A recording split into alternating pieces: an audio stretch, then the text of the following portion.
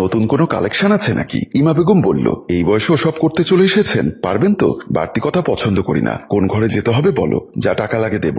ইভা, ইভা এসে বলল, জি আপা বলেন, এই বাবুটাকে তোর ঘরে নিয়ে যা। ইভা ভালো করে দেখে হেসে হেসে বলল, আমাকে এরকম কাস্টমারই দেবেন, এদের সাথে কষ্ট কম হয়, কারণ ওদের সময় বেশি লাগে না, একবার দাঁড়ালেই 2 মিনিটে বসে যায়। মোমিন খান বিরক্ত হয়ে বলল, তোদের কাছে আসা ভুল হয়েছে, আমি চলে যাচ্ছি। ইমা বেগম বলল, আরে বাবু দাঁড়াও, রাগ করো কেন? যাও তুমি ওর সাথে ওর ঘরে, এখনো ওর মাত্র 2 বার হয়েছে, তোমার জন্য এটুকুই অনেক। কথাটা বলেই ইমা ও ইভা হেসে উঠল। মোমিন খান কিছু টাকা বের করে ইমার হাতে দিয়ে বলল, ঘর কোন দিকে? ইভা হাসতে হাসতে বলল, আসুন আমার সাথে। ঘরের ভেতরে ঢুকতেই ইভা বলল, তাড়াতাড়ি হয়ে গেলে যদি কাজ না থাকে কিছুক্ষণ শুয়ে থাকুন, তাহলে আমিও একটু রেস্ট পাবো, না হলে আবার আরেকজনকে ঢুকিয়ে দেবে আমার ঘরে। মোমিন খান বলল, আজকে আর কাউকে ঢুকাতে পারবে না তোর আপা। কেন? একটা পিস্তল বের করে ইভার মাথায় ঠেকালো মোমিন খান। বাবু, এটা কি করছেন? এসব কেন নিয়ে এসেছেন? আমার কথা মতো যদি কাজ করিস তাহলে ঠিক আছে, না হলে খেয়ে মরবি। কি করতে হবে বলুন? আমি তো করার জন্যই আপনাকে ঘরে নিয়ে আসলাম, আমি ওসব করার কথা বলছি না। একটা খবর লাগবে। ইভা অবাক হয়ে বলল, কি খবর? রোশনি। রোশনি? হ্যাঁ রোশনি। বখাটে বাবু প্রেমের ফাঁদে ফেলে আমার মেয়েকে এখানে বিক্রি করে দিয়েছে। আমি খবর নিয়ে এসেছি, আমি আমার মেয়েকে নিয়ে যাব। বল আমার মেয়ে কোথায়? বাবু বিশ্বাস করুন, আমি রোশনি নামের কাউকে চিনি না, তাছাড়া এখানে নতুন মেয়ে এসেছে সেটাও জানি না। মোমিন খান পিস্তল ঠেকিয়ে বলল, এখানে গুলি আছে 6টা, কিন্তু তুই আমার থেকে যতটা দূরে আছিস একটাই তোর জন্য যথেষ্ট।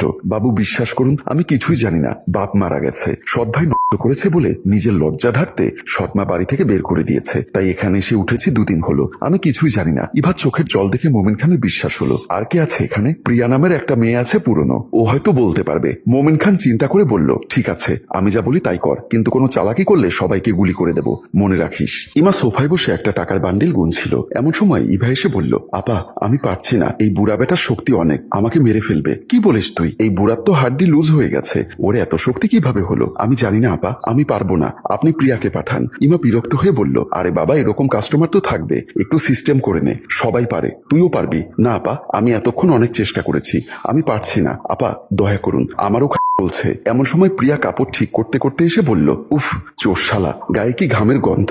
ইমা বলল, প্রিয়া তুই একটু ইভার ঘরে যা, ওখানে একটা বাবু আছে, কাজ করে দে। প্রিয়া আকাশ থেকে পড়ে, বলল, আমি কেন যাব? আমি মাত্র কাস্টমার বিদায় করেছি, পানি খেতেও সময় পেলাম না, যেতে বলেছি যা, এখন কথা বলিস না, সমস্যা আছে তাই পাঠাচ্ছি। প্রিয়া বিরক্ত হয়ে যেতে যেতে ইভাকে বলল, এখানে দিতে না পারলে বসে বসে গেলা যাবে না, বুঝতে পেরেছিস? প্রিয়া ঘরে ঢুকে দেখে কেউ নেই। পেছন থেকে মোমিন খান মাথায় পিস্তল ধরল। প্রিয়া চিৎকার করতে চাইল। মোমিন খান বলল, চুপ, একদম গুলি করে দেব, কোনো শব্দ করবি না। আমার মেয়ে কোথায় বল? বাবু, আমরা ছেলে মেয়ে তো পয়দা করি না, আমাদের কাজ শুধু বিছানা পর্যন্ত, তোকে গুলি করতে আমার একবারও হাত কাঁপবে না। আমার সময় নষ্ট না করে তাড়াতাড়ি বল, রোশনি কোথায়? প্রিয়া বুঝতে পারলো ঘটনা কি, তাই আমতা আমতা করে বলল, রোশনি? রোশনিকে কি দরকার? ও তো এখানে ব্যবসা শুরু করেনি। মোমিন খান চুলের মুঠি ধরে বলল, রোশনি আমার মেয়ে, আজে বাজে কোনো কথা বলবে না। ও কোথায় আছে বল, আমি ওকে নিয়ে যেতে এসেছি। যদি আমাকে সাহায্য করিস তাহলে ছেড়ে দেব, না হলে সবাইকে আজকে গুলি করে দেব। আমার মেয়ের জন্য সবকিছু করতে পারি। ওদিকে ইমা বসে ভাবছে, এখনো আসছে না কেন বুড়া? এতক্ষণ তো লাগার কথা না। ইভার সাথে গেল আধা ঘন্টা,